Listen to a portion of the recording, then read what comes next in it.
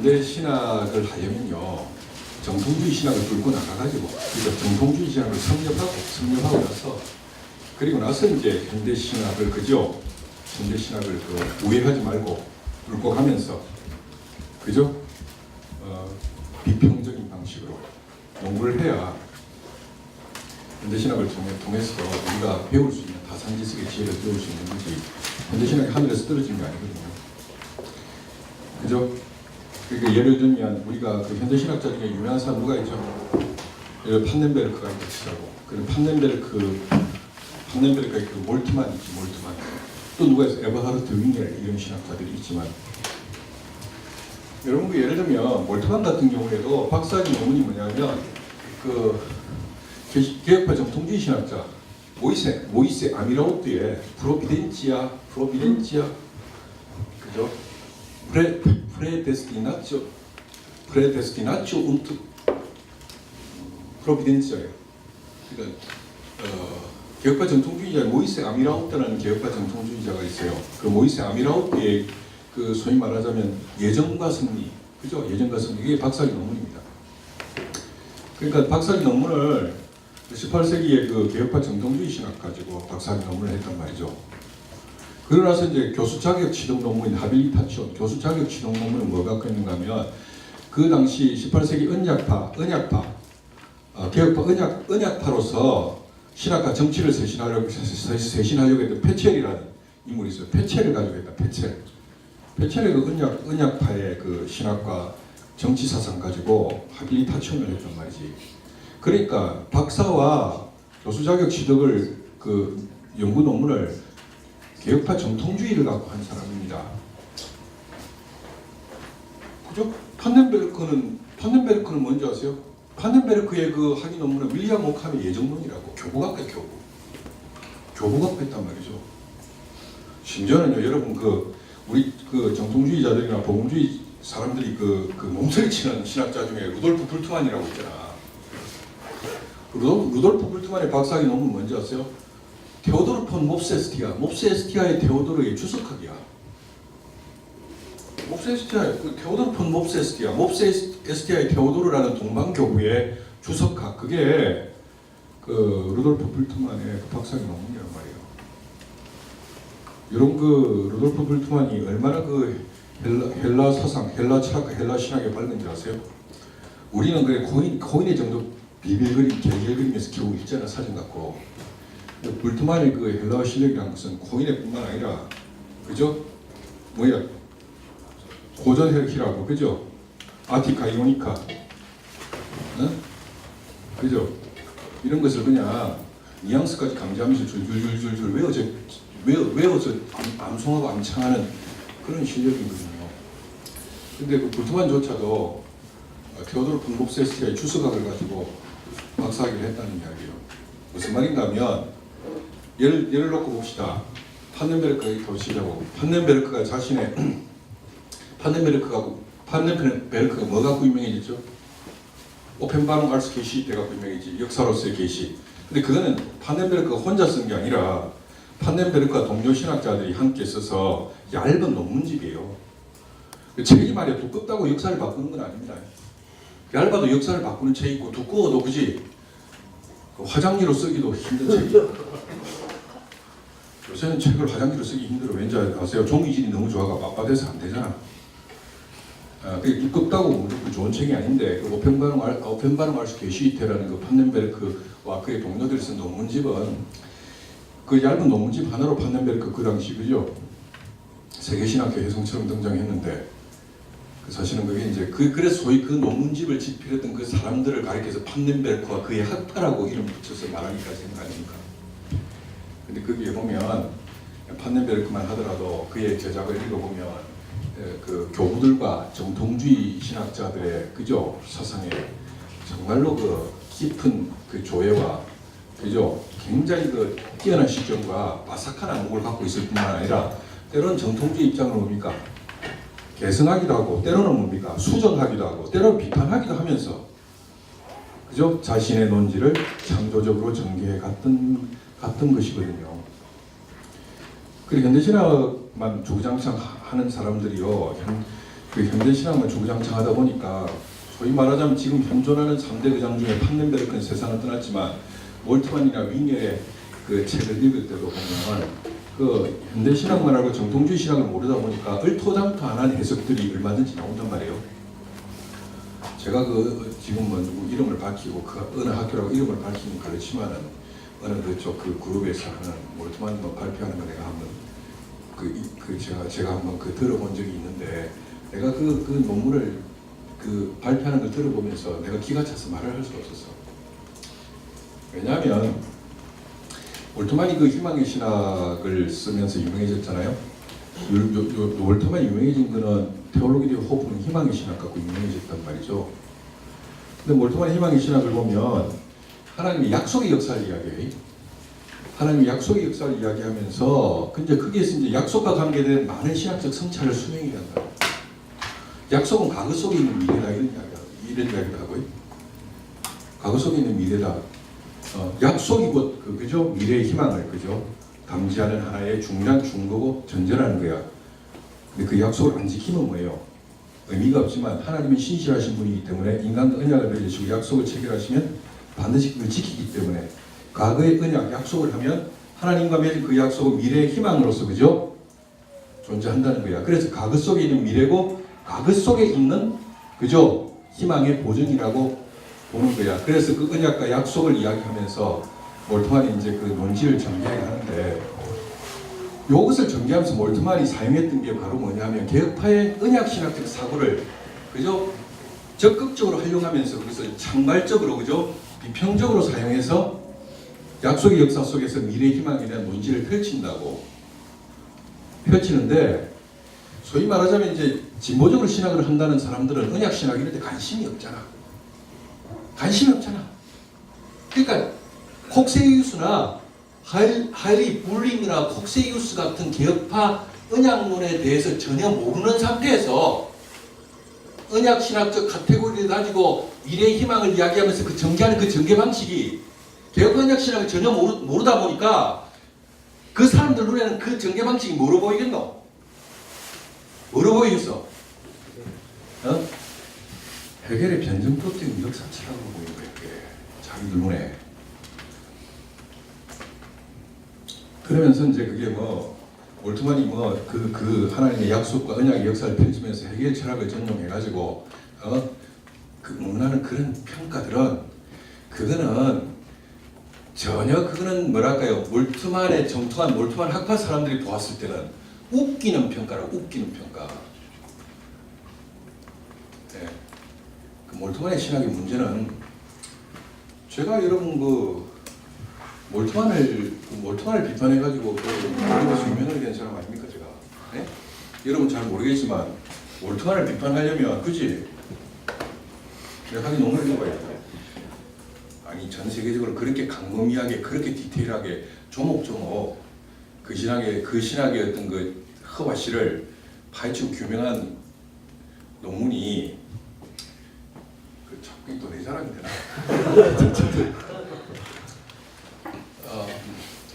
근데 이런 거예요.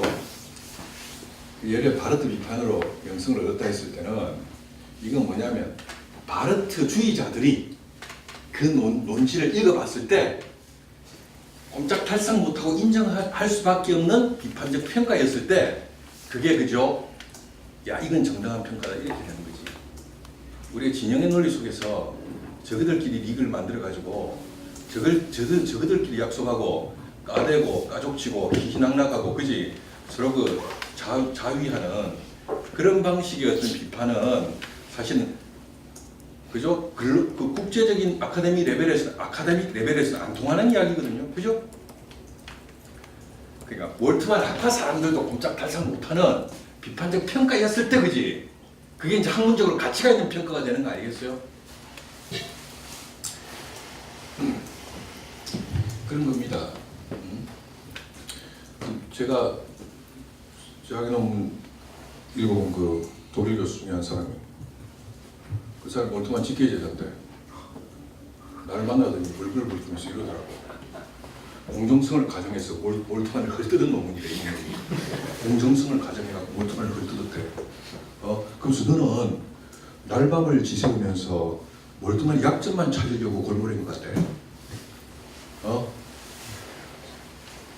그런 이야기를 하더라고. 근데 그 논문이 그럼에도 불구하고 통과되고 높은 평가를, 그죠? 또 이런 얘기잖아. 그 하여튼 그 평가를 받은 이유는 뭐야? 그 비판이 헐뜯었다 앞에 강조점 공정성, 그지? 매우 공정한데 뭐야? 약점이 뭔지가 드러나니까 월트만 진영의 학파 사람들도 그 비판을 인정하지 않을 수 없게 되었을 때, 그지? 그거는 정당한 평가가 되는 것입니다. 가전인숙적으로 우리끼리 정해놓은 룰을 가지고 우리끼리 희낙낙하는 그런 것 가지고는 선문을 열고 나가면 한치도 통하지 않는 거예요. 제가 이제 무슨 말을 말씀드리는가 하면, 정통주의 신학에는 깊고 넓고, 그죠? 깊고 넓고 맑은 이해가 필요하다고요. 여러분, 칼바르트 같은 신학자도 얼마나 개혁파와 루터파 정통주의에 밝고 깊고 넓은 이해를 갖고 있었는지 여러분들 아신다면요, 사실은 정통주의 신학에 대한 이해를 하는데 노력을 해야 되고, 그런 의미에서 바빙크 신학을 공부하는 건 대단히 의미가 있는 일이고 의미심장한 이해를 하는 것입니다. 여러분, 바빙크의 책을 읽을 때마다 우리가 감탄하는 것은 바빙크가 당대의 철학과 당대의 신학을 우회해가지 않잖아요. 그죠? 어떻게 뚫고 나가죠? 뚫고 나가면서 진검승부를 하잖아. 그렇기 때문에 뭡니까? 그 철학학파에, 그 신학학파에 속한 사람들도 바빙크의, 그죠? 해설과 비평을 읽어보면, 우리 철학학파, 우리 신학학파의 결점이 무엇이고 문제점이 뭔지를 깨닫고 배울 수 있기 때문에 저 책이 반대파에게도, 그죠? 반드시 읽어야 되는 중요한 개혁파의 고전적 저작이 된 거 아니겠어요? 그리고 첫날도 말씀드렸지만, 바빙크 신학의 위대한 점은 지극히 개혁파적이면서도 뭐라고? 뭐적이라고? 공교회적이라고. 개혁파적이기만 하고 공교회적이지 않으면 그건 뭡니까? 소수 교파에서만 통용되는 책밖에 더 되겠어요? 우리가 지향하는 신학은 두 개입니다. 개혁파적이면서 공교회적인 신학이라야 그것이 개혁파에게도 이로울 뿐만 아니라 다른 교파의 사람들이 읽었을 때도, 그죠? 그 책을 통해서 자기를 비추는 거울이 될 수가 있다는 사실입니다. 그런 의미에서 우리가 이 바빙크 공부는 대단히 중요하고요. 특히 바빙크의 삼위일체론을 우리가 오늘 공부하는 시간인데, 바빙크의 삼위일체론을 우리가 공부해보면요, 물론 그 안에는 교과서적인 해설들로 가득 차 있어요. 그죠? 그러니까 뭐 삼위일체론의 구약적 배경이라든가 신학적 배경, 오늘 말이 안 되네. 왜 말이 잘 안 되는가 하면, 제가 이틀 동안 날밤을 새하다며 동영상을 찍는 게 있어요. 1시간 하나에 75분짜리 동영상을 6개를 이틀 만에 다 찍다 보니까 이게 혓바닥이 지금 굳어가지고, 여러분 그 좀 감안을 하고 들으세요.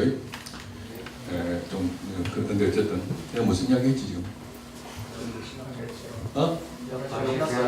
그렇지. 교과서적인 해설로 가득 차 있지만, 그러나 그것을 찬찬히 읽어보면요, 아주 그 현대 신학자들이 아주 번뜩이는 통찰이라고 경탄을 하면서 내놓았던 그런 통찰들이 이미 바빙크가 한 이야기들이 많다고요. 이미 한 이야기들이 많습니다. 예를 들면 여기 바빙크의 책을 읽어보면 거기에 보면 삼일체를 통해서 하나님은 자기를 전달하신다는 사상이 나와. 하나님이 자기 전달이라는 사상이지. 하나님이 삼일체적 존재이기 때문에 하나님은 이 세상과 우리들에게 자기를 전달하실 수 있다는 거예요. 전달하신다. 이 전달하신다는 개념을 바빙크는 또 기독론에서 사용한다고. 기독론에서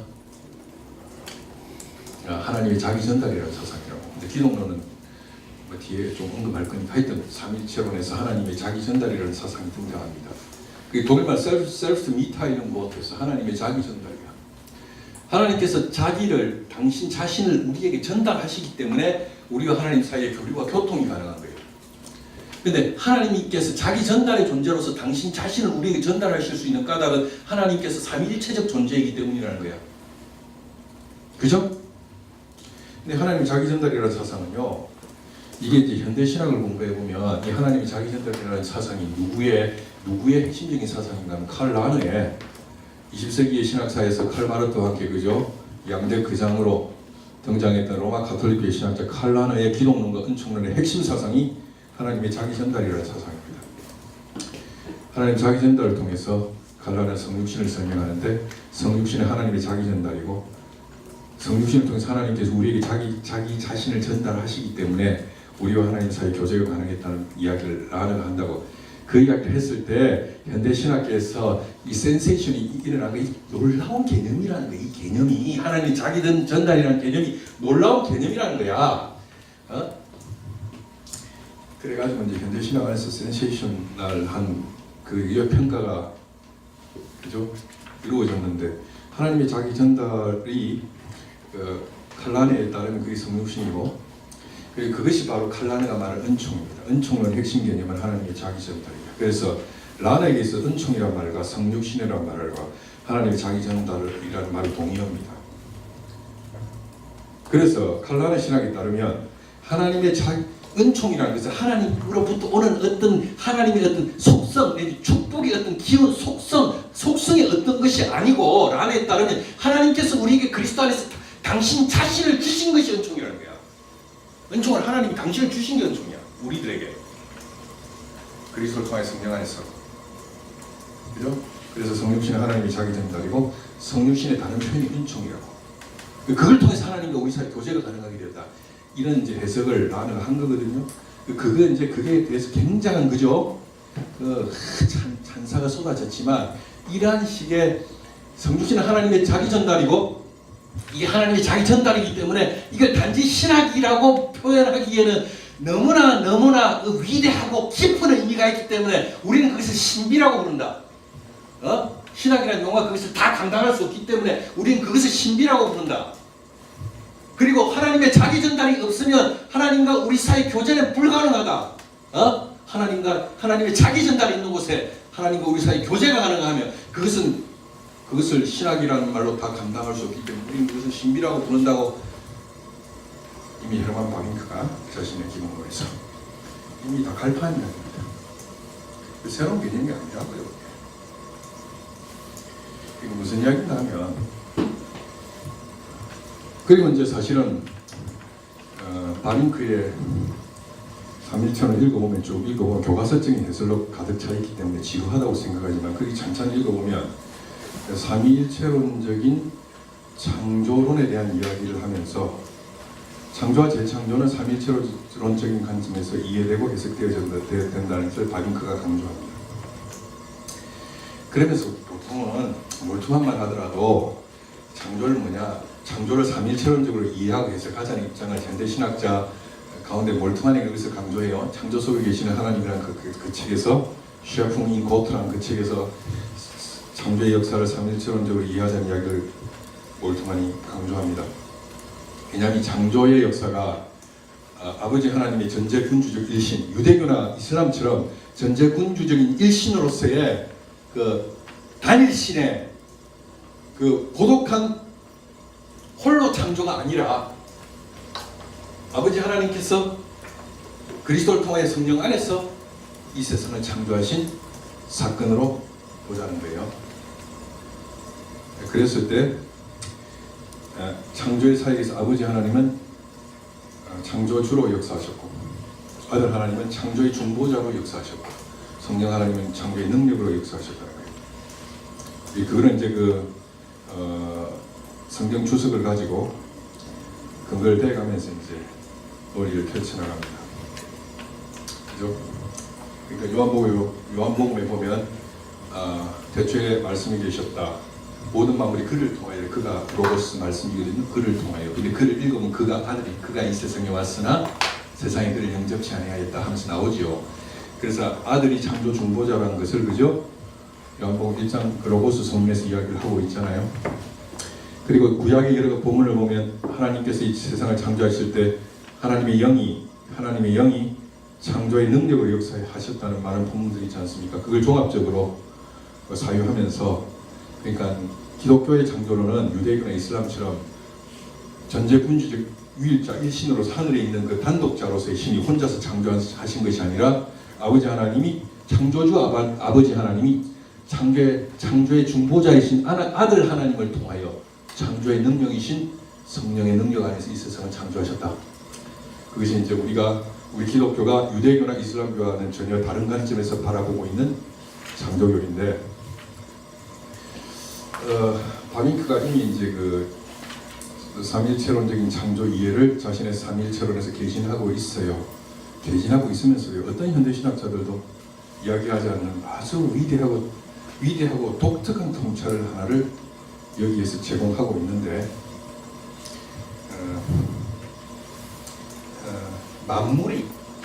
만물이 아버지로부터 나와서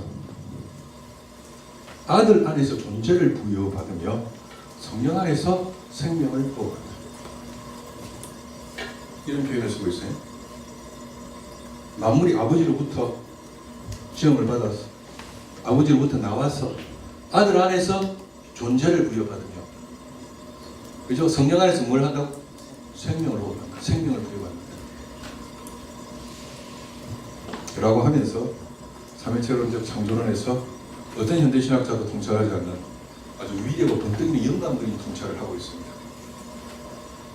이런 것들이 사실은 우리가 개혁파 전통주의의 마지막 시대에 태어나서 그것을 종합하되 교조적으로 종합한 것이 아니라 자신의 시대와 교회를 위하여, 그죠? 창조적으로 종합한 개혁파 정통주의의, 그죠?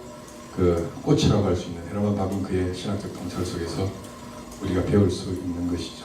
그건 마치 동방의 교부들이 그 성령 하나님에 관해서 고백할 때에 성령은 아버지로부터 영원히 발출하시고 아들을 통하여 자신의 형상을 부여받는다는 동방교회 교부들의, 그죠? 성령 발출에 관한 교리를 연상시키는 창조론에 관한 아주 독특하면서도 번뜩이는 아름다운 통찰이라고 위대한 통찰이라고 생각합니다. 만물이 아버지로부터 나와서 아들 안에서 존재를 부여받으며 성령 안에서 생명을 부어받는다. 이런 이야기를 바빙크가 하고 있어요. 그런 말이 어디 있나 싶죠. 그러나 잘 찾아보세요. 있습니다. 물론 그런 말은 그 요약판에는 없습니다. 원판에 있다고요. 원판에 있습니다. 그리고 이제 이 강의를 들어가기 전에 삼일체 교리 해설에서 바빙크의 가장 큰 기여는요, 동방의 삼일체론 이해와 동방교부들의 삼일체론 이해와 서방교부들의 삼일체론 이해를 양자택일의 문제로 보지 않고, 그죠? 그 장점을 섭렵하여 중재하려고 하는 바빙크의 시도입니다. 근데 오늘날 삼일체 신학에서는 동방 이해와 서방 이해를 너무 양자택일로 몰고 가는 측면이 있어요. 근데 그렇게 볼 이유도 없고 그렇게 볼 필요도 없다는 거예요. 그것을 바빙크의 책이 우리에게 잘 보여주고 있습니다.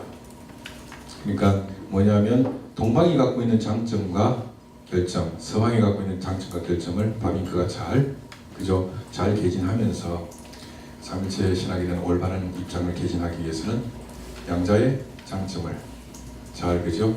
중재할 때 삼일체 교리가 바르게 개진될 수 있다는 것을 바빙크가 개진하고 있습니다. 그래서 결코 바빙크는 서방 신학자지만 서방의 관점에서 동방에 대해서 편파적인 해설을 하고 있지 않고, 그 다음에 또 그 동방의 관점에서 서방에 대해서 편파적인 해설을 하지 않고 동서방의 장점을 중재하려고 한다는 것입니다. 그건 오늘날의 현대신학자들하고 많이 다른 점이에요. 그런데 몰트만만 하더라도 동방의 관점에서 서방을 너무 폄하하거든요. 그래서 동방교회 신학자들을, 오늘날 동방의 신학자들, 유명한 신학자 누가 있죠? 동방에 오늘날 활동하는 유명한 신학자 존 지치울라스라든가 존 지치울라스. 예, 존 지치울라스. 처음 들어보세요. 왜 표정? 존 지치울라스라든가. 이제 미국에서 존 지치울라스라고 하고, 이제 그 유럽에서 요한 지치울라스라고 하는 그 신학자. 그다음에 그 몰트만이 내 아버지라고 불렸던 루마니아의 위대한 조직 신학자, 교리학자였던 드미트루 스타닐로에라든가. 그다음에 그 동방의 그 신학자하고 그 주교로서 인도에서 사역했던 마르 오스타키오스라든가 이런 이제 현대의 동방의 신학자들을 보면요, 동방의 관점에 충실하게 서서 아우구스티누스의 전통을 따라 서방의 전통을 너무 폄하한다고요. 그런데 그것은 사실은 그래서 오늘날 현대 신학에서 많은 삼일체 신학자들이 너무 동방의 전통에 서서 서방을 우습게 여기는 경향이 있어요. 그 서방의 신학자들이 많이 동방으로 그죠? 뭐에서 투항해 갔다고 삼일체론에 있어서. 그런데 이제 거기에 대해서 이제 반동으로 이제 그 대립하는 서방 신학자들은 철저하게 뭐야? 아우구스티누스의 전통에 있어서 어디를 폄하하노? 동방의 전통을 너무 폄하한다고. 근데 바빙크의 삼일체론을 읽어보면 그것은 그저 상도적인 관계이지 양자택일의 문제가 아니라는 것을 우리는 바빙크의 삼일체론으로부터 배울 수가 있습니다. 자, 그런 부분이 있는데 먼저 삼일체론에 대해서 우리가 좀 공부하기 전에 중요한 논점을 좀 보면 이제 바빙크의 논점 중에 중요한 것들이 있는데 이런 지적을 하고 있어요. 그 삼일체론을 잘 이해하기 위해서는 다음 세 가지 질문이 반드시 대답되어져야 한다. 삼일체론을 잘 이해하기 위해서는 다음 세 가지 질문이 반드시 대답되어져야 한다. 이게 이제 원판의 373페이지에 보면 원판 제2권 개혁파 교약 제2권 373페이지에 보면 삼일체론을 잘 이해하기 위해서는 다음 세 가지가 반드시 대답되어져야 한다. 첫째는 뭐냐? 본질이라는 단어는 무엇을 의미하는가? 본질이라는 단어는 무엇을 의미하는가? 그 두 번째는 뭐냐면 위격이라는 단어는 무엇을 의미하는가? 세 번째는 뭐겠어요? 본질과 위격의 관계는 어떻게 되는가? 이 세 가지를 잘 그저 이해를 해야 삼일체론을 바르게 이해할 수 있다는 것입니다. 첫째, 본질은 무엇을 의미하는가? 성과 성자와 성령은 한 본질을 가진다 했을 때 본질은 무엇을 의미하는가? 두 번째는 뭐야? 위격은 무엇을 의미하는가? 세 번째는 본질과 위격의 관계는 어떻게 설정되어져야 하는가? 이 세 가지를 잘 이해해야만 우리가 삼일체론을 바르고 정확하게 이해할 수 있다. 네, 아주 예리한 갈파죠. 들어보면 당연한 이야기인 것 같지. 내가 어디서 그런 이야기하니까 그거 뭐 당연한 이야기를 가지고. 물론 당연하니까 위대하다고 들어보면 맞는 말이잖아. 근데 우리가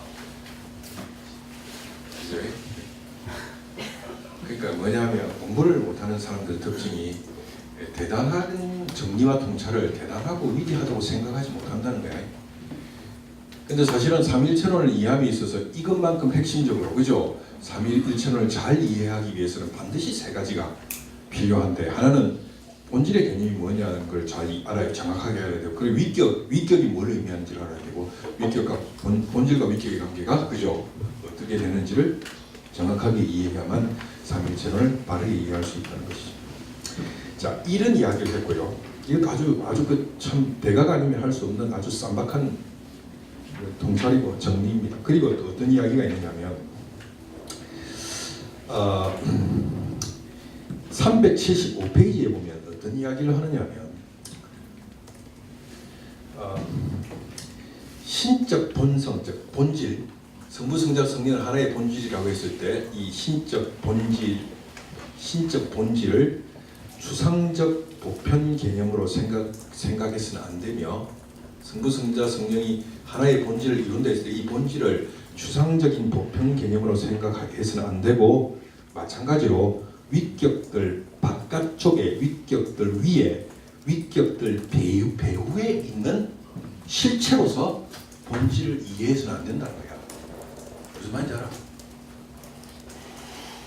본질을 하나의 어떤 그 보편적인 개념으로 이해해서는 안 되고 위격 밖에 있는 어떤 실체로서 이해하면 안 된다는 거야. 그 삼위 바깥쪽에 하나의 어떤 다른 본질이 있다는 게 아니라는 거야. 그게 그 위격 바깥쪽에 어떤 그저 삼위를 구성하는 어떤 그 원천으로서의 본질이 존재한다고 생각하면 안 된다는 거야. 예? 그 본질은 뭐야 그럼? 삼위 안에 있는 거야. 삼위에 결국 삼위에 하나되심이 본질이라고. 삼위 하나되심이. 그 본질 개념이 삼위 밖에 어떤 독자적인 어떤 그 보편적인 그죠? 그 삼위 어떤 원천으로서 존재하는 게 아니고 삼위 안에 그죠? 본질은 존재한다는 거야. 근데 많은 경우에 우리는 그 본질을 삼위 밖에 설정하는 오류를 저지르지요. 본질을 삼위 밖에 설정해서 한 분 하나님의 본질로부터 성부가 성자가 성령이 나온다고 이런 식으로 사유하게 되면 양태론으로 가는 오류를 범하게 되고 양태론 그 나는 지켰다고 양태론적인 해석을 하지 않겠다. 그냥 바깥쪽에 본질을 독자적으로 있는 것으로 설명하고 삼위를 그냥 개별적으로 말하겠다 이러면 어떻게 돼요? 바비크의 말에 따르면 삼위일체론이 됩니다. 그러니까 성부, 성자, 성령이 하나의 본질을 가진다는 이 사상은 그 본질은 삼위 밖에 있는 보편적인 보편자로서의 본질이 아니라는 거예요. 그 헬라식으로 토헨, 신플라톤식으로 토헨, 일자, 그죠? 자기는 움직이지 않는 부동자고 원동자로서 그것으로부터 만물이 이렇게 뻗어나오는 것처럼 그게 이제 보편적 일자 본질에 대한 사상인데 그런 식으로 본질을 이해하면 안 된다는 거야. 그러니까 위격 삼위 바깥쪽에 본질이 존재하는 게 아니라고 이야기를 하고 있습니다. 대단한 이야기인데 나는 이게요, 이런 이야기를 나는 동방교들과 동방신학자들만 하는 줄 알았거든. 내가 왜냐 현대 동방신학자들 삼위체론에 대한 그 많은 저서들을 제가 섭렵했잖아요. 그래 안 보이나? 섭렵했는데 이 동방의 신학자들이 하는 이야기거든. 이게 삼위밖에 본질을 따로 설정하면 안 된다. 삼위 하나됨이 본질이지 다른 본질이 삼위밖에 따로 있는 것이 아니다. 이게 이제 그 동방의 오늘날 동방의 지지울라스라든가 스타닐로에 같은 신학자들이 그런 이야기 한다고. 난 그래서 이거는 오늘날 현대의 동방 신학자들이 이제 서방 신학자들에게 한 수 가르쳐주면서 하는 소리라고 생각했어. 근데 이런 이야기를 누가 이미 하고 있다? 바빙크가 하고 있어요. 이렇게 말할 수 있는 것은 바빙크가 동방 교부들의 삼위일체론에 정통하기 때문이다. 이게 가파도키아의 신학이에요. 가파도키아의 신학. 여기 보세요. 분명히 그런 말을 하고 있습니다. 보면 신적 본성을 추상적 보편 개념으로 생각될 수 없으며 신적 본성은 추상적 보편, 신적 본질은 추상적 보편 개념으로 생각될 수 없으며 마찬가지로 위격들 밖에, 위격들 위에, 위격들 배후에 있는 하나의 실체라고 생각해서는 안 된다는 거예요. 삼위를 떠나서 본질을 사유하면 된다 안 된다? 안 된다. 그러면서 계속 말합니다. 신적 본질은 위격들 안에 있으며 각 위격 안에 전체적으로 양적으로 동일하다. 그래서 위격들은 물론 구별되나 분리되지 않는다. 삼위의 본질은 어디에 있다고? 위격들 안에 있지. 위격들 바깥쪽에 삼위를 생성시키는 원천처럼 존재하고 있는 것이 아니다. 그죠? 이게 삼위 밖에 한 분 하나님의 본질을 설정하면 된다 안 된다? 삼위 바깥쪽에 한 분 하나님의 본질을 설정하면 된다 안 된다? 안 된다는 얘기라고 합니다. 그죠? 그래서 단 하나의 동일한 신성이 삼위 모두 안에 존재하고 특별히 각 위격에 존재한다. 저는 이 구절을 보면서요 되게 놀랐습니다. 이게 현대 동방신학자들이 서방 와서 한 수 가르쳐준다고 계속 하는 소리거든. 이 이야기를 이미 19세기 바빙크가 하고 있어요. 이 말은 동방의 교부들의 삼위일체론에 대단히 해박하고 정통한 이해를 갖고 있고, 결코 바빙크는 서방 신학적으로 해서 서방 일변도의 삼위일체론을 따라간 것도 아니고, 그렇다고 동방을 무조건 따라간 것도 아니고, 서방과 동방 사이에 그죠? 장점을 이야기하고 단점을 지적하면서 서방의 이해와 동방의 이해는 뭐해야 된다? 상보적이어야 한다는 것을 바빙크는 자신의 삼위일체론에서 가르쳐주고 있습니다. 또 하나 보면요.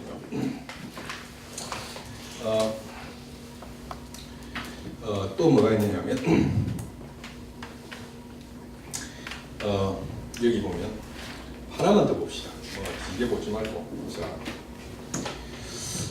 380페이지에 보면 224번 파라그래프에 보면 224번 파라그래프입니다. 파라그래프를 이야기하는 게 낫겠네. 224번 파라그래프에 보면 바빙크의 그 단락에 대한 그 남바가 붙어 있잖아요, 그죠? 224번 파라그래프에 보면 이런 말을 합니다. 3위는 하나의 실체, 하나의 상태, 하나의 능력을 지닌 한 하나입니다. 한 하나입니다. 3위는 상태에 있어서가 아니라 정도에 있어서 셋이며 실체상 3위는 하나이지만 실체상 하나이지만 위격상 한 분은 아니다. 그죠? 그 3위의 하나되심을 한 분으로 보면 안 된단 말이야. 성부, 성자, 성령은 하나됨을 이룬다는 거야. 성부, 성자, 성령, 그러니까 성부와 성자와 성령이 3위가 그러니까 트레스가 그죠? 트레스가 우니타스 이거는 하나된 우누스가 아니다. 우누스 한 분. 우누스가 아니고 뭐다? 우놈이다. 하나라는 거야. 그러니까 우니타스라는 것은 우누스가 아니야. 우놈이라는 거야. 3위의 우니타스는 유니티 아닙니까? 유니티는 이게 참 영어로는 그좀 완니스 정도 되겠지. 완니스. 독일말 아이니카이트란 말인데 아이니카이트. 그 트레스 우니타스가 합쳐져서 뭐가 된 거? 트리니타스가 됐잖아요. 트리니타스가 됐잖아. 그러니까 이것을 우리는 나라말 풀면은 삼위일체론이란 삼위의 한 분 되심에 관한 교리가 아니고 삼위의 뭐 되심에 관한 교리고 하나 되심에 관한 교리라는 거야. 삼위 하나 되심에 관한 교리. 이해하셨습니까? 이게 이제 바빙크의 개혁교리학에서 바빙크는 분명히 말하고 있습니다. 여기 보면 3위는 상태에 있어서가 아니라 정도에 있어서 셋이며 실체상 하나이지만 한 분은 아니다. 실체를 한 분으로 보면 안 된다.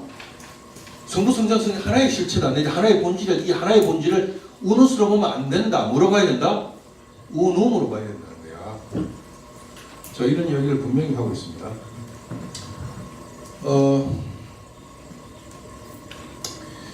그리고 이제 여기 보면 또 어떤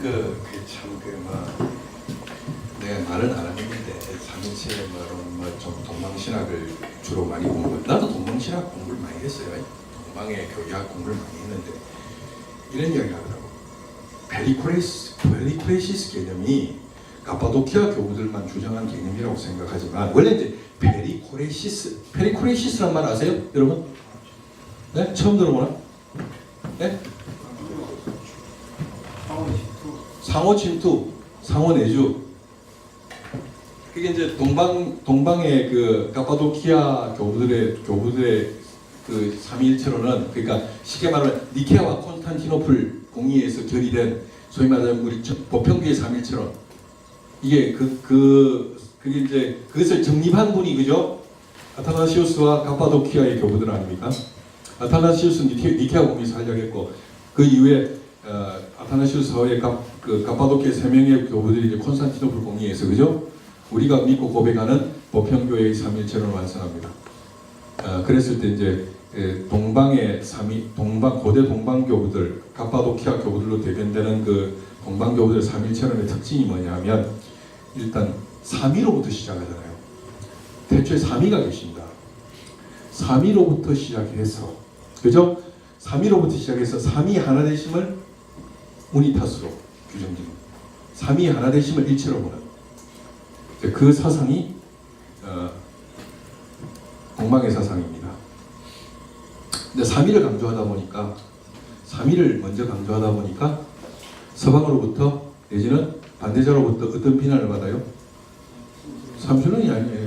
그 삼신론이 아니라는 것을 논증하기 위해서 갑바도키아 교부들이 그죠? 동방의 전통 속에서 갑바도키아를 따는 동방의 신학자들이 사용한 중요한 개념이 뭐예요? 페리코레시스지. 성부, 성자, 성령이 서로 상호 침투, 상호 내주하기 때문에 이것은 삼신론이 아니다. 그죠? 삼위가 먼저 있고 그리고 나서 하나됨을 이루었으면 삼신론일 수 있지만 삼위성과 하나됨이 함께 있기 때문에 삼신론이 아니다. 그래서 그것을 설명하는 중요한 전문 용어가 페리코레시스죠. 네?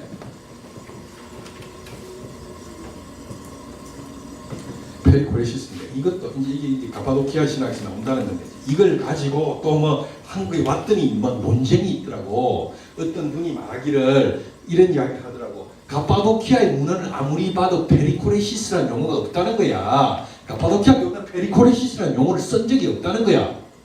예? 근데 실제로 이런 용어를 직접적으로 쓰지는 않았어요. 갑바도키아 교부들이.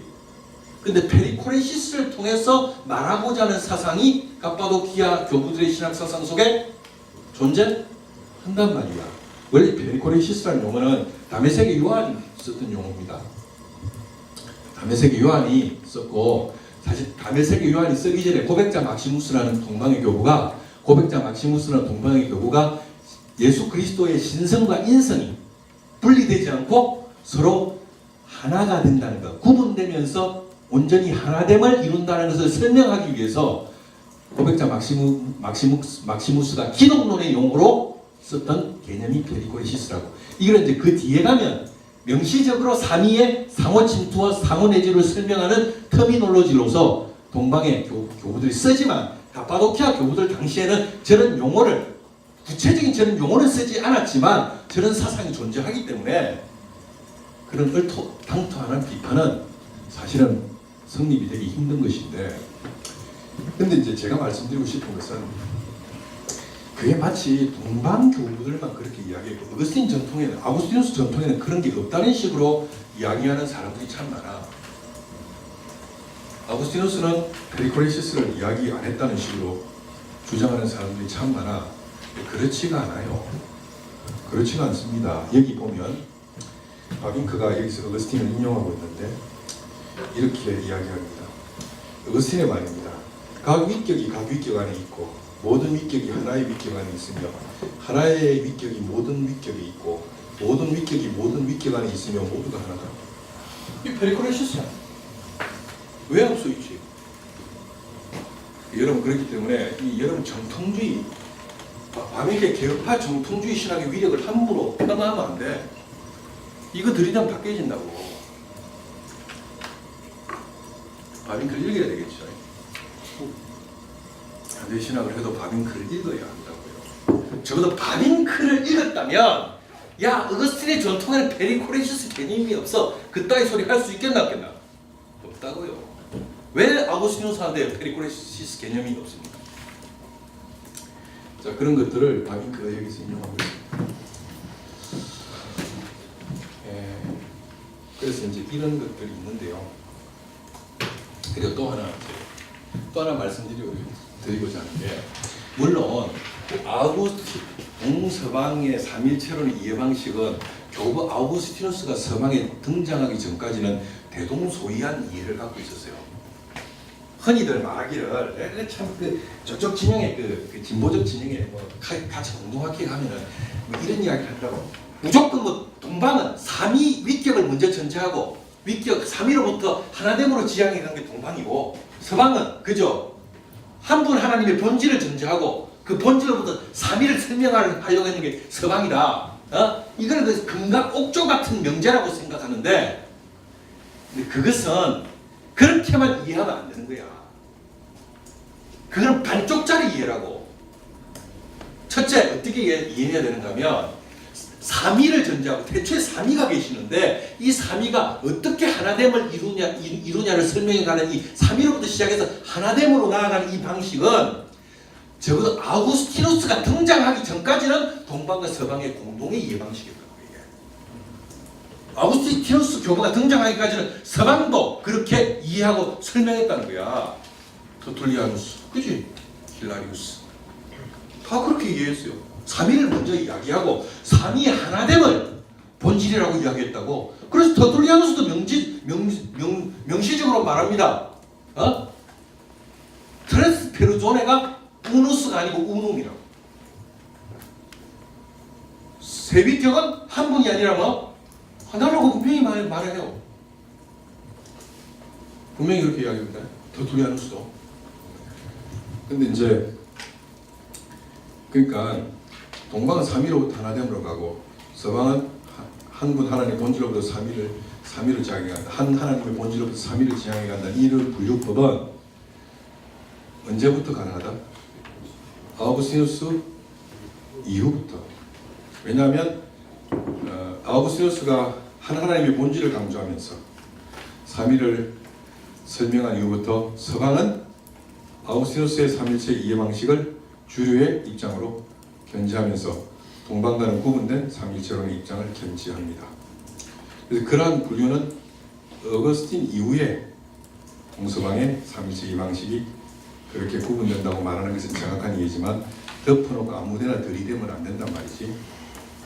자, 분명한 건 그거예요. 두 번째는 물론 서방이 아우구스티누스 이후에는 한 하나님 본질을 말하고 한 하나님 본질로부터 삼위로 진행해 간 건 맞지만, 그렇다고 해서 서방 안에서도 동방의 이해를 견지하는 자들이, 그러니까 어거스틴 이전에 동서방의 공동의 이해를 견지하는 자들이 서방 안에 있었다 없었다?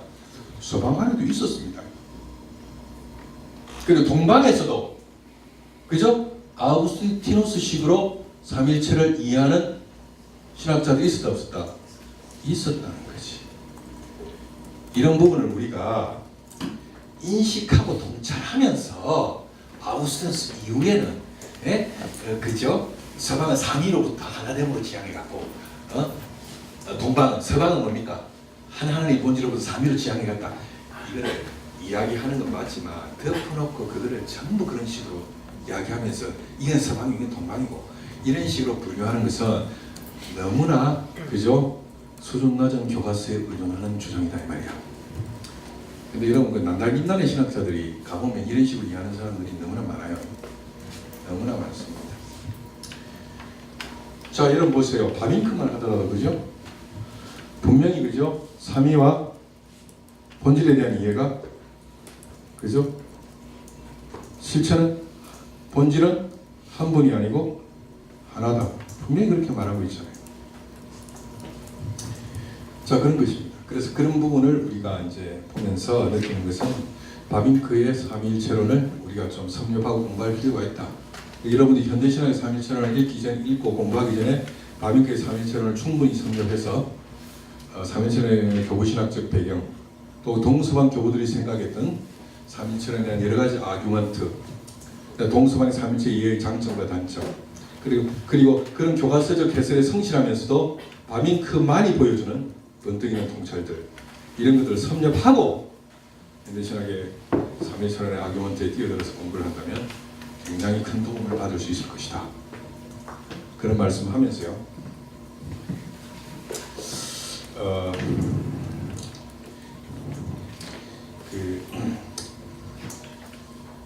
이제 바빙크가 삼일체론과 관계에서 결론부에서 한 유명 말이 있지요.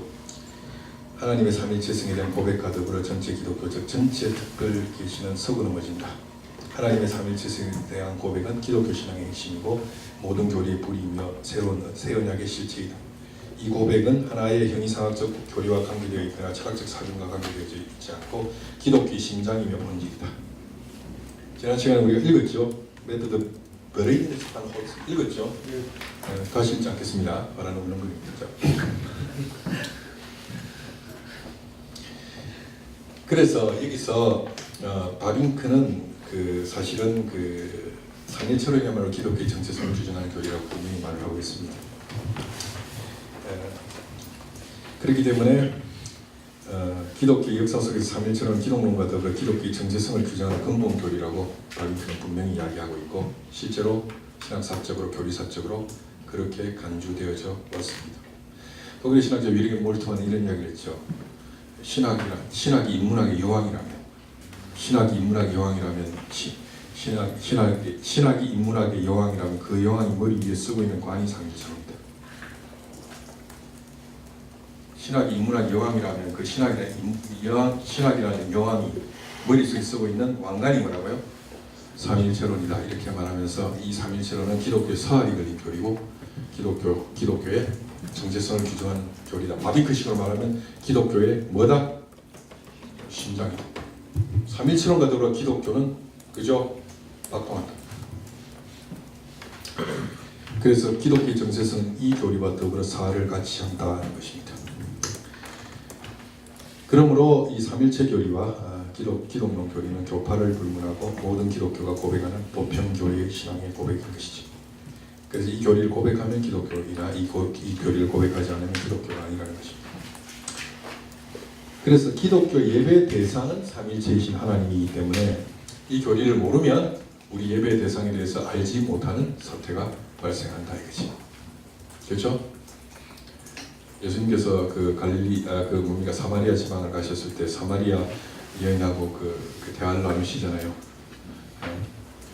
너희 조상들은 알지 못하고 예배를 드렸다. 그런 이야기를 말씀하세요 예수님께서. 그게 요한복음에만 나오는 이야기가 아니라 우리가 삼일체 교리에 무지하면 우리에게도 똑같은 말이 적용된다고. 너희들은 알지 못하고 예배를 드린다. 그런 사태가 발생하는 것이. 그렇기 때문에 삼일체 교리는 알아도 그만 몰라도 그만의 교리가 아니라 기독교의 심장이고 박동, 기독교의 정체성을 규정짓는 교리이기 때문에 이 교리와 함께 기독교가 사활을 같이 한다면 이 교리는 알아도 그만 몰라도 그만의 교리가 아니라 뭐예요? 반드시 이해하고 알아야 되는 교리인 것입니다. 그래서 삼일체 교리는 기독교의 정체성을 규정하는 신론인 것이고 삼일체 교리에 대한 무지는 우리 예배의 대상인 그 하나님에 관한 무지일 수밖에 없다 라는 것이죠. 그래서 우리가 지금 이런 부분을 우리가 좀 반성해 볼 필요가 있는 것입니다. 예배 대상에 대하여 무지하고 알려고 관심조차 가지지 않으면서 예배에 열심을 기울이자는 말은 참 모순적이고 심히 우리가 되는 주장이 아닐 수 없습니다. 우리의 예배의 대상에 대해서 무지하면서 어떻게 예배가 가능하고 예배가 성립할 수 있는가.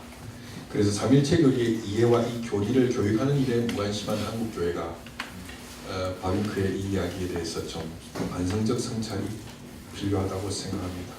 하나님의 삼일체성에 대한 고백과 더불어 전체 기독교인 서구문제다. 이것은 기독교의 심장이고 본질이다. 삼일체 교리와 더불어 기독교의 심장 박동한다. 삼일체 교리가 부인되면 전체 기독교는 무너진다.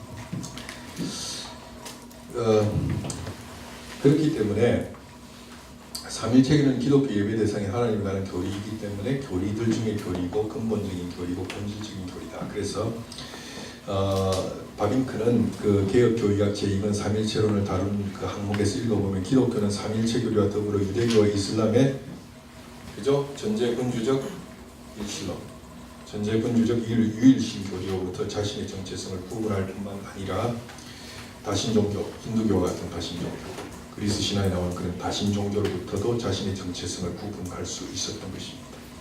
그리고 계몽주의 이래로 종교철학적으로 불합화의 지성인들에게 맹의를 떨쳤던 이신론으로부터도 그리고 범신론으로부터도 자신의 정체성을 구분지을 수 있었습니다. 이신론은 인간에게 참 인간을 공허하게 만들죠. 이신론을 믿는 사람들은 참 이 교리는 참 우리를 고독하게 만듭니다. 하나님은 입법 질서의 세계로, 입법 질서의 세계 속에 그죠? 모든 것을 밀어넣고 하나님을 분리시켜서 저 하늘에 있는 그죠? 우리와 관계없는 분으로 만들기 때문에 사실은 이신론의 체계 속에 우리가 그것을 받아들이게 되면 우리가 삭막하고 고독해진다고.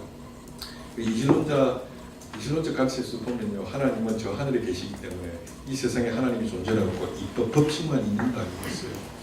그래서 이신론에 시달리고 너무너무 고독한 사람들은 이신론으로부터 어디로 전향하노? 범신론으로 전향한다 이거. 범신론은 충만하잖아요. 우리의 삶과 모든 존재와 본질 속에 우리의 자연과 삶 속에 뭐가 스며들어 있노? 하나님이 스며들어져 있다. 하나님이 우리의 삶 속에 스며들어 오셔서 우리를 애무하고 있잖아. 그게 범신론이잖아. 근데 그것은 사실 양대극단이지요. 이신론의 문제는 뭐야? 하나님을 세상으로부터 분리시킨다면, 범신론은 뭐야? 하나님을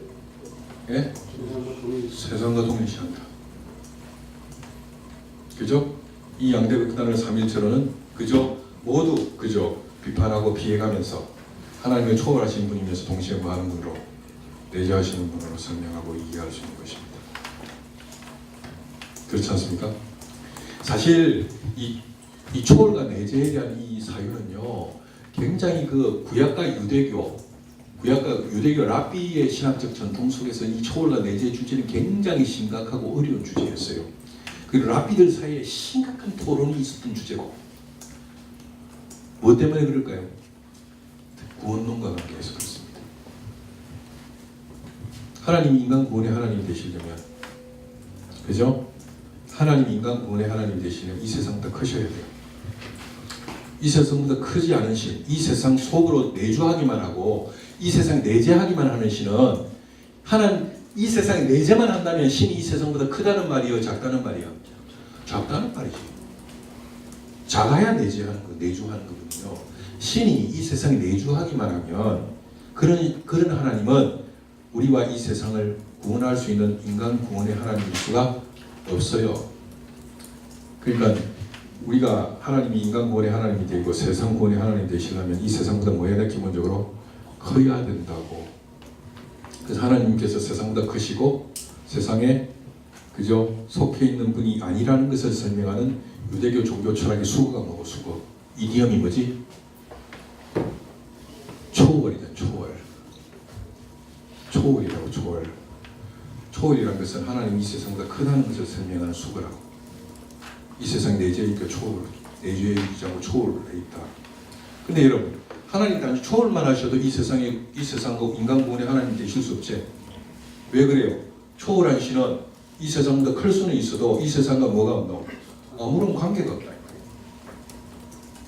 그러니까 하나님이 이 세상과 인간 구원의 하나님이 되시려면 두 가지 요건을 만족시켜야 되겠지. 뭐야? 하나님은 초월하시면서 동시에 뭐야? 내주하셔야 된다고. 이거를 전제군주적 일신론의 관점을 가졌던 유대교의 어떤 종교철학적, 유대교 신학적, 종교철학적 관점에서 해결하는 게 쉬웠겠나 어려웠겠나? 쉬웠겠어 어려웠겠어? 어려웠거든요. 그래서 중간기 문헌으로 넘어오면 어떤 사상이 등장하죠? 중간 존재에 대한 사상이 등장하잖아. 중간 존재, 매개자에 대한 사상이 등장하잖아. 그리고 그 매개자에 대한 사상을 신플라톤주의적 이념과 결합시켜서 로고스 사상으로 정교하게 잡아준 신학자가 뭡니까? 알렉산드리아의 필로라는 유대교 철학자 아닙니까? 매개자 사상이 등장하잖아요. 이해하셨습니까? 하나님께서 그래서 거기에서 발전되는 지혜 사상 이런 거예요. 지혜 사상, 소피아, 복과 사상, 소피아 사상 이런 게 등장하지 않습니까? 물론 그 소피아 사상을 견지하는 그 라피들의 주장을 보면 그 구약적 배경을 잠언 7장에서 찾잖아. 대초에 하나님의 지혜가 하나님의 딸이었는데, 대초부터 하나님 곁에 있어 하나님의 딸이었는데, 이 딸이라는 게 이제 이쁜 딸이라서 하나님 앞에 제목도 부리고 이쁜 짓도 하고 이게 딸이었어. 근데 하나님께서 이 딸을 통해서 뭘 지으셨다고? 이 세상을 창조하시고, 그 다음에 중간기 문헌인 그 벤시락서에 보면 지혜가 말이야 하나님의 정권 대사로서 이 세상에 내려오잖아요. 하늘로서 하강하는데 내가 어디에 자정하고 이 세상을 쭉 보니까 지혜가 자정하려고 하는데 그래 민족을 찾잖아. 하늘에서 하강해서 내려오면서 그래가지고 저기 키팅의 구석에 지질한 민족이 하나 있어서 불쌍해서 내가 거기에 자정하기로 결의라고 결심을 하잖아. 그래서 거기에서 이제 지혜가 내려와서 하강해서 거기에 자리를 잡고 자정하잖아요. 그 사상이 뒤로 가면 쉐키나 사상으로 발전하잖아요. 쉐키나 사상. 쉐키나라는 것은 우리나라 말로 하면 현존이라는 사상이지만 단지 현존이 아니라 유대교의 그저 중간기 이후의 후기 사상에 보면 위격적 존재로서 쉐키나가 등장하잖아요. 그래서 랍비 신학에 보면 그 하나님이 계신 것이 어디예요? 성전 중에 어디고? 지성소에 좀 더 좁히면 어디야? 지성소 안에 있는 어디? 법궤 위에 그 하나님이 그 자정하고 있다고 보는데 그것이 하나님 직접 자정하고 있는 게 아니라 뭘 통해서? 쉐키나를 통해서 자정한다는 사상이 이제 나오는 거 아닙니까? 그래서 그 중간자가 매개자가 하나님께서 쉐키나를 통해서 현존하시고 쉐키나를 매개로 해서 이 세상과 관계하시고 초월하신다. 이런 방식으로 사실요 그들은 사실은 그 문제를 해결을 하려고 했던 거지요. 근데 이제 문제가 생겼어. 그게 뭐가 문제가 생겼느냐면 성전이 해파되잖아요. 성전이 깨지잖아. 그지? 깨져버리니까 언제 깨지노? 바벨론이 들어와서 박살냈는데 그 바벨론에 끌려가잖아. 근데 성전이 깨져버리니까 사실은 대속죄일에 그저 한번 그 대제사장이 거기 들어가서 하나님을 만나고 사실 쉐키나와의 교통, 쉐키나를 통해서 하나님과 교제를 했는데 성전이 깨져버리니까 하나님의 이 자정한 쉐키나의 자정의 장소가 지상에서 어떻게 돼버렸다? 사라져버렸다 이거야. 그리고 나서 랍비 신학에서 어떤 논쟁이 벌어지는가 하면 어디로 갔나 쉐키나. 그 논쟁이 어디로 갔나 쉐키나. 성전이 깨지고 하나님의 야훼의 쉐키나가 어디로 갔느냐 이거야. 여기에서 두 학파가 쪼개지는 거야.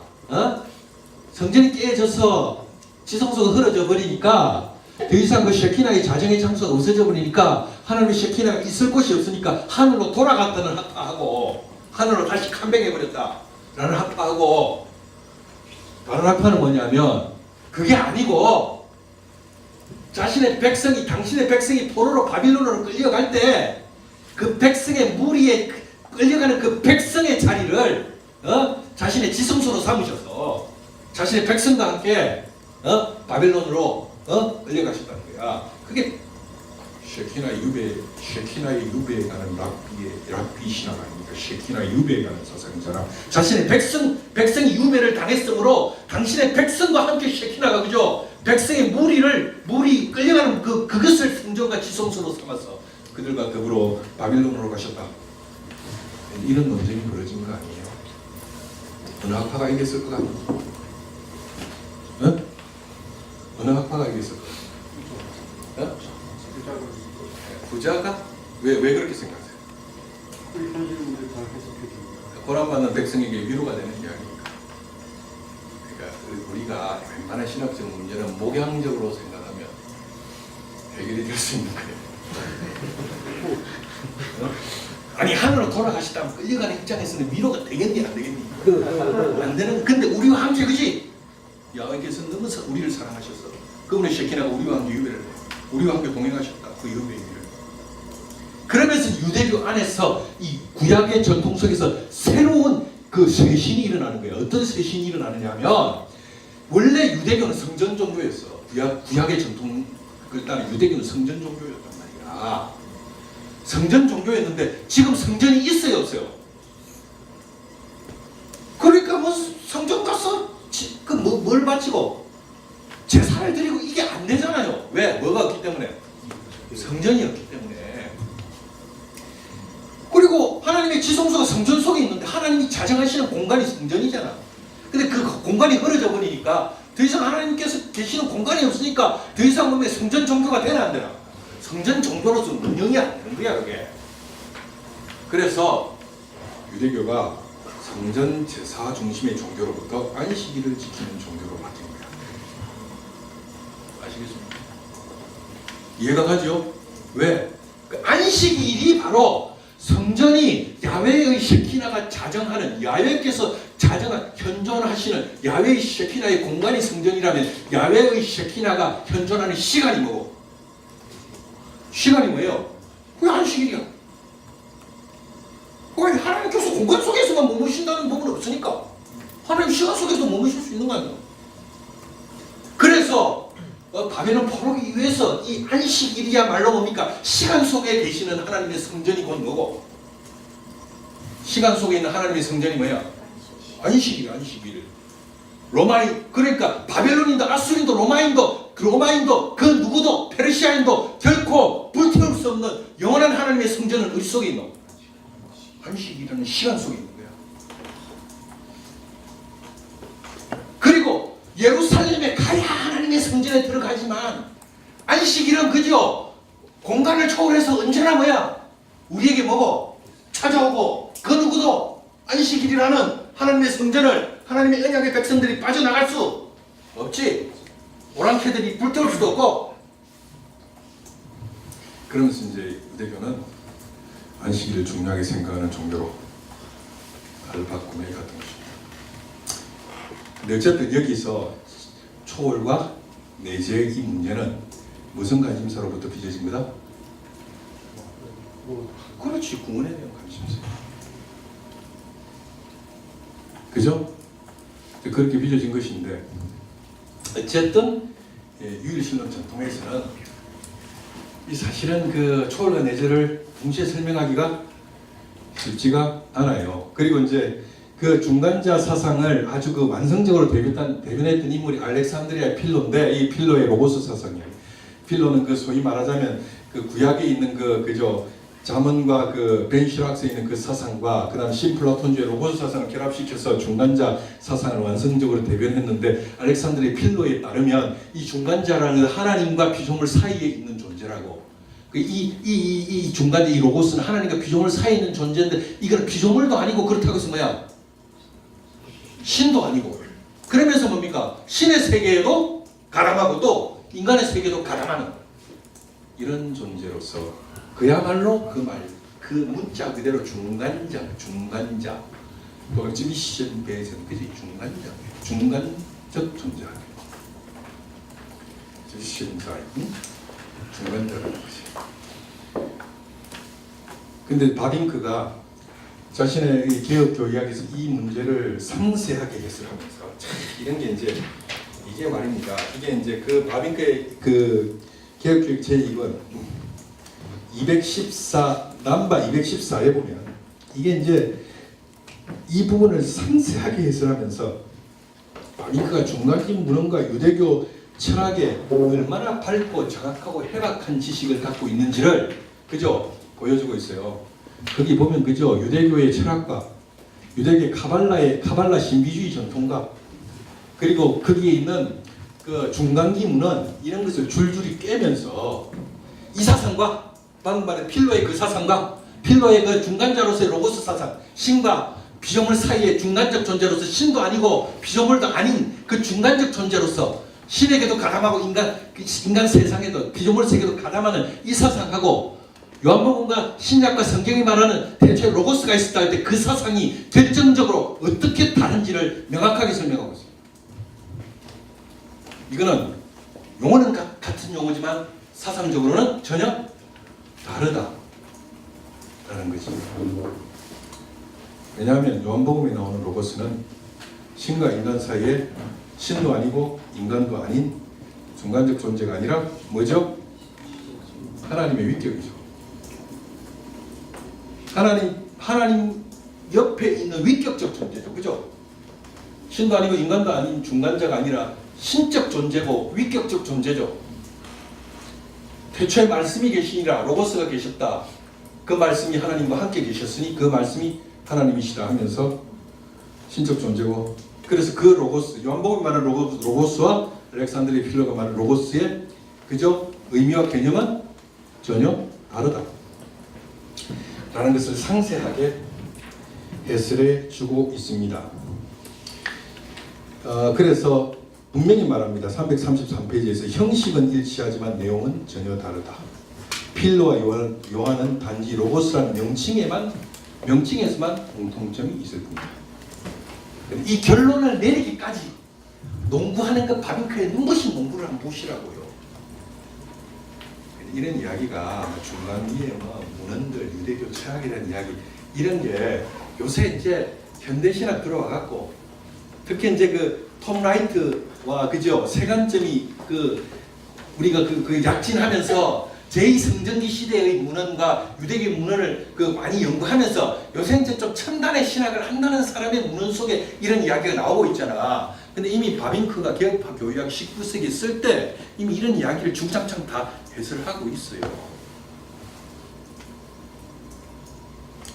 내가 왜 이런 이야기 하는가 하면 우리가 헤르만 바빙크로 대변되는 개혁파 정통주의 신학이라는 게 그 당시에 신학 사상에도 어둡고 무슨 찌질한 꼴통 같은 신학이 아니라고.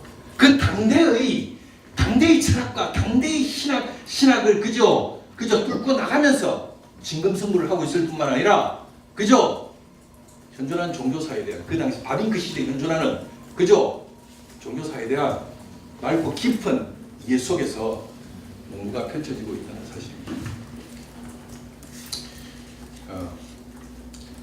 사실은 이제 그 바빙크라는 신학자는요, 어떻게 보면 참 그 학문적 역량을 가늠하기 힘든 신학자예요.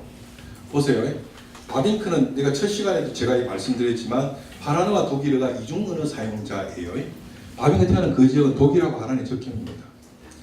그쪽 지역 사람들 만나보면요, 독일어 하란어가 아주 능통합니다.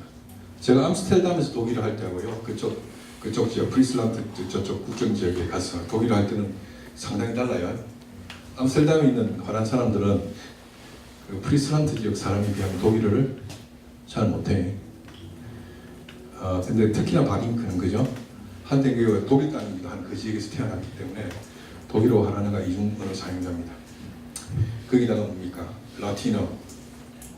그죠? 그 기본적인 너무나 쉬운 라틴어, 너무나 쉬운 헬러, 너무나 쉬운 히브리어, 그지? 그리고 너무나 쉬운 아람어, 너무나 쉬운 아랍어, 아랍어까지 다 전공하지 않았겠습니까? 불어, 너무나 쉬운 불어. 응? 그 당대의 종교사. 그래서 바빙크가요, 그 당시에 종교사에도 밝았을 뿐만 아니라 특히 이슬람학, 그죠? 이슬람학에도 굉장히 깊고 넓은 조예를 갖고 있었던 신학자입니다.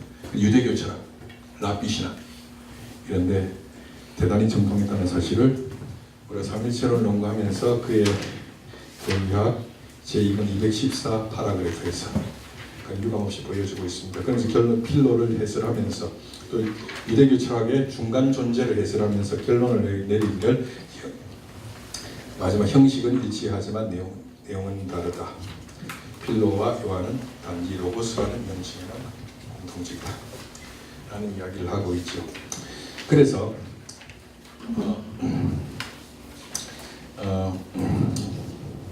사실은 어쨌든 삼일체 교리는 철학적, 사변적, 형이상학적 인원으로 형성된 것이 아니라 초대교회 신자들의 실제적인 구원의 경험, 즉 그들이 성령을 통하여 그리스도를 믿는 믿음 안에서 하나님께서 베풀어 주신 구원을 경험함으로써 형성된 교리라는 사실이고, 우리 하나님에 관한 교리, 우리 경배 대상에 대한 교리이기 때문에 이 교리는 알아도 그만 몰라도 되는 교리가 아니라 기독교의 본질이고, 모든 교리가 서고 넘어지는 교리고, 기독교라는 종교의 심장이고, 이 교리가 발동할 때 기독교는 살아서 역사하는 종교가 될 수 있다는 것입니다. 근데 그렇게 중요한 삼일체 교리가 현대교회에 와서 상당히 소홀하게 되었고, 그 소홀하게 된 결과 어떤 목회에 미친 심각한 문제가 있는 것이 심각한 문제가 있습니다. 그 부분을 조금 더 이야기를 하겠습니다.